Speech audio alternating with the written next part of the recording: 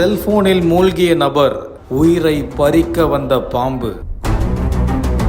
அடுத்த நொடியில் நடந்த அதிசயம்.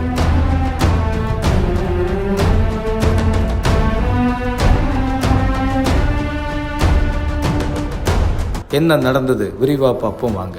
வாசல்ல ஒரு மனுஷன் உட்காந்துக்கிட்டு செல்போன்ல ரொம்ப மூழ்கி போய் வீடியோ ஏதோ பார்த்துக்கிட்டு இருக்காரு. கிரிக்கெட் மேட்ச் பார்க்குறாரா, இன்ஸ்டாகிராமில் ரீல்ஸ் பார்க்குறாரான்னு தெரியல. இது நல்லா இருக்கேன்னு ஃபோனை நோண்டிக்கிட்டே இருக்காரு. ஃபோனில் மூழ்கி போனால் எவ்வளோ அபாயன்றதை பாருங்கள். அங்கே பார்த்துக்கிட்டே இருக்கும்போது இவரை கடிக்க ஒரு பாம்பு சீன்றா மாதிரி வருது. இவரை கனப்பொழுதில் உயிரை பாய்க்கிறதுக்கு பக்கத்தில் பாம்பு பாஞ்சு வரும்போது அந்த பாம்பை கூட நோட் பண்ணாமல் ஃபோனை நோண்டிக்கிட்டு இருக்காரு. அப்போ கரெக்டாக ஒரு காளை மாடு வருது.